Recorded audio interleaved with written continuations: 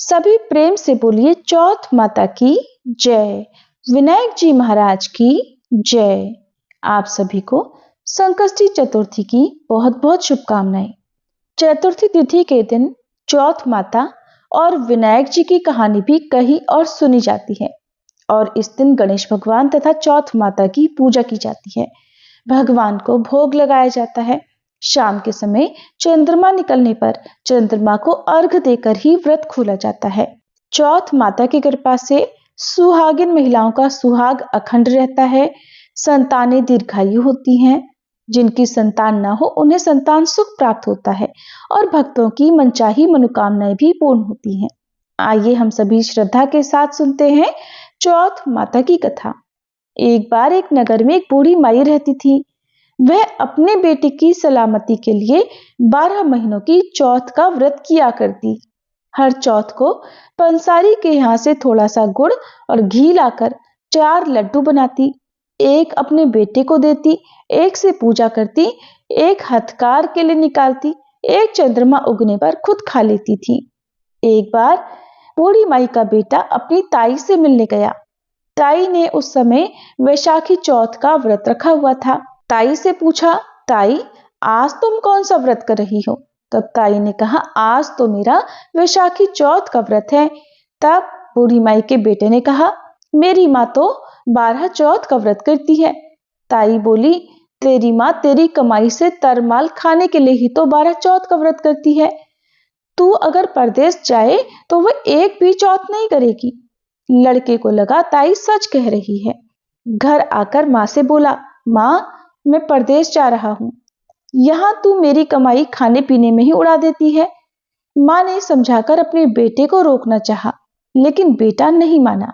माँ ने फिर उसे साथ में ले जाने के लिए चौथ माता के आंखें दिए और कहा, बेटा मुसीबत में ये आंखें तेरी मदद करेंगे। तब वह माँ के कहने पर आंखें लेकर रवाना हो गया। चलते चलते वह एक नगर में पहुंचा। वहां उसने देखा एक बूढ़ी माँ रोती जा रही थी और पुए बनाती जा रही थी।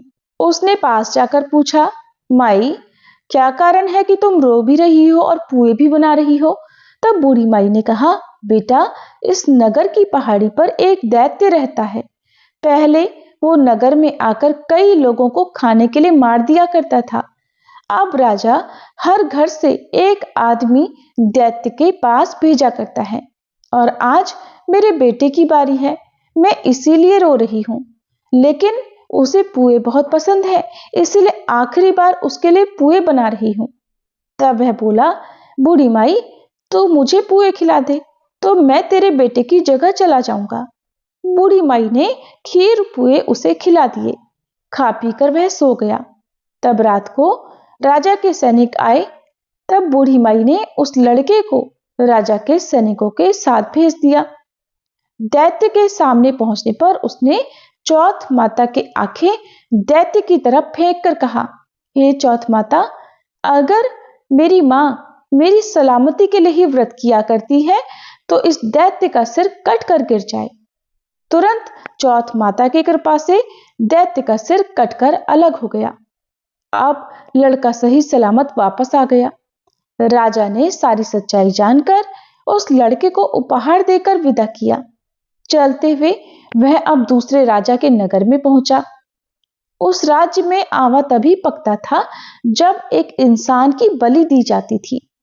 सिपाहियों ने उसी को पकड़कर आवे में चुन दिया। लड़के ने मुसीबत सामने देखकर आंखें आवे में डाली और कहा, हे चौथ माता, अगर मेरी माँ मेरे लिए व्रत करती है तो ये आवा मेरी बलि लिए बिना ही झट से पक जाए। चौथ माता की कृपा हुई और आवा तुरंत पक गया। आवे में से मिट्टी की जगह सोने चांदी के बर्तन निकले। अंदर से एक लड़का बोला, बर्तन धीरे धीरे निकालना, मुझे चोट ना लग जाए। राजा ने आवाज सुनकर उसे निकलवाया। फिर उस लड़के से पूछा कि इस आवे में से तुम बच कैसे गए? लड़के ने बताया कि महाराज उसकी माँ चौथ माता का व्रत करती है, व्रत के कारण ही वह बच पाया है। राजा को विश्वास नहीं हुआ। तब उसने चांदी की एक सुराही मंगवाई और कहा कि सुराही की नली से निकलकर दिखाओ, तभी मुझे विश्वास होगा। अब की बार लड़के ने एक बार फिर से सच्चे मन से चौथ माता को याद करके सुराही में आंखें डाल दिए और कहा, हे चौथ माता, मैं भंवरा बनूं और सुराही से निकलूं, ऐसी कृपा मुझ पर करना। अब लड़का भंवरा बनकर सुराही से निकल गया।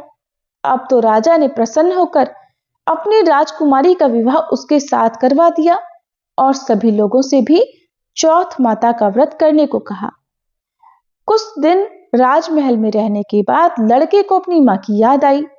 तब उसने राजा के पास जाकर खुद के नगर जाने की इच्छा प्रकट की। राजा ने रथ, घोड़े, हाथी और खूब सारे उपहार देकर उन्हें विदा कर दिया। चौथ के दिन वह अपने नगर में पहुंचा। वह अकेला पंसारी के यहां अपनी मां का इंतजार करने लगा। सोचा, आज चौथ है तो मेरी मां यहां जरूर आएगी।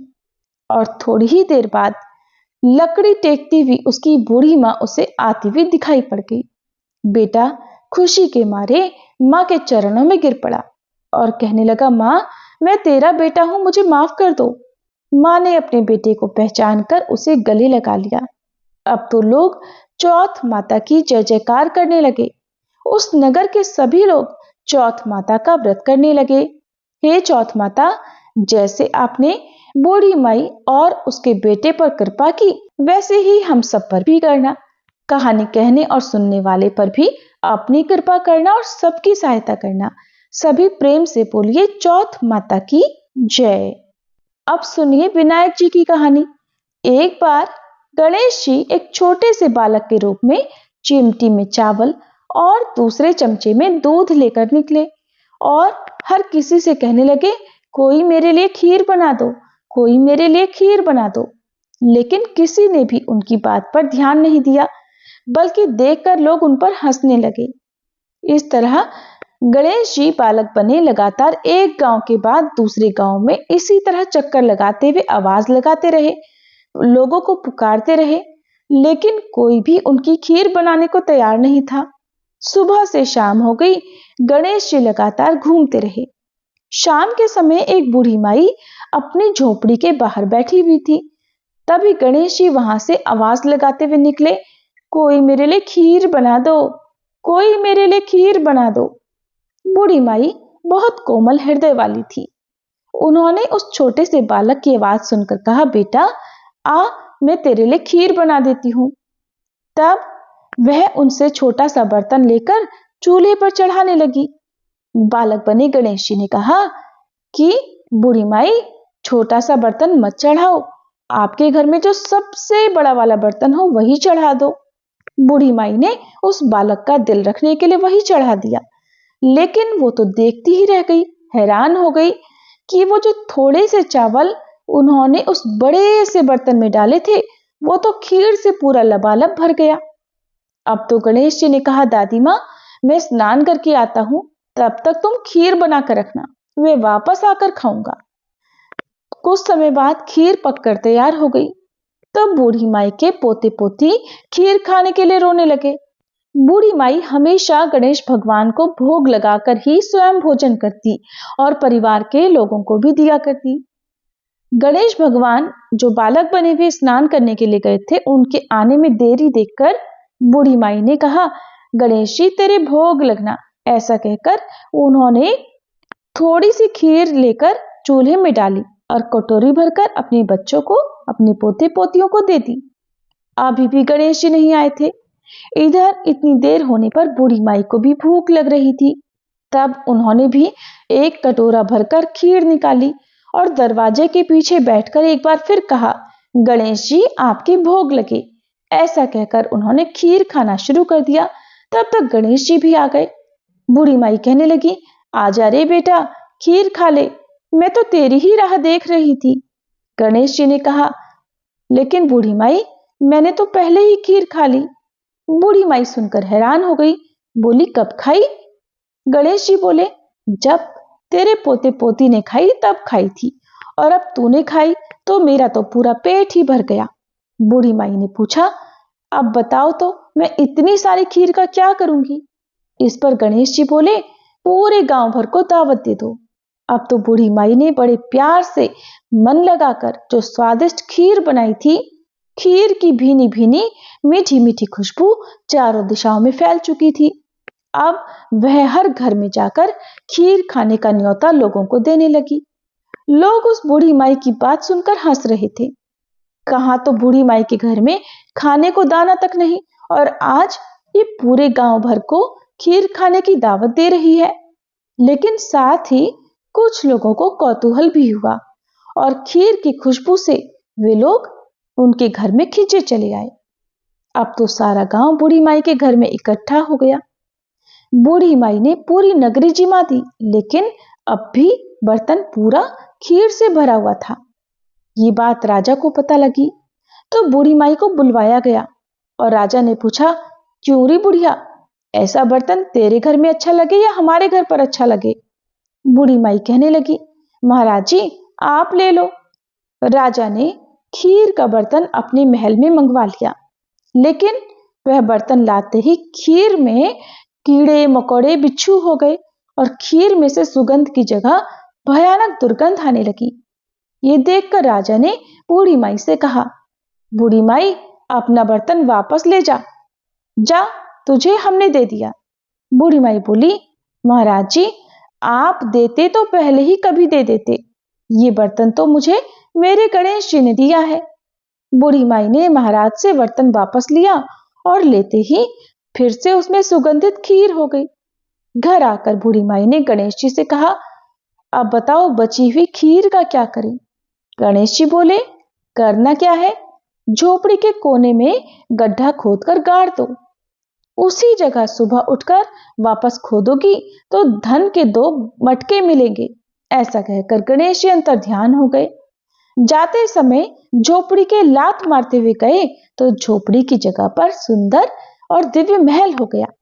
अगली सुबह बूढ़ी माई ने फावड़ा लेकर जब उस जगह को खोदा जहां पर उसने बची हुई खीर दबाई थी, तो वहां पर टन टन करते हुए धन के 2 मटके निकल आए। अब तो वह बड़ी खुश हो गई। बूढ़ी माई की सारी दरिद्रता दूर हो गई और वह बड़े आराम से अपने परिवार के साथ रहने लगी। बूढ़ी माई ने गणपति जी का एक भव्य मंदिर भी बनवाया, साथ में एक बड़ा सा तालाब भी खुदवाया। इस तरह उनका नाम दूर दूर तक प्रसिद्ध हो गया और उस जगह पर वार्षिक मेले भी लगने लगे। अब तो लोग गणेश भगवान की कृपा प्राप्त करने के लिए उस स्थान पर पूजा करने और मनौतियां मांगने के लिए आने लगे।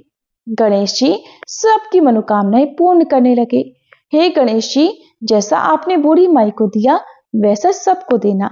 विनायक जी की इस कहानी कहने, सुनने और हुंकारा भरने वाले तथा आसपास के सब लोगों को देना। सभी प्रेम से बोलिए, विनायक महाराज की जय। ओम जय श्री चौथ मैया, बोलो जय श्री चौथ मैया।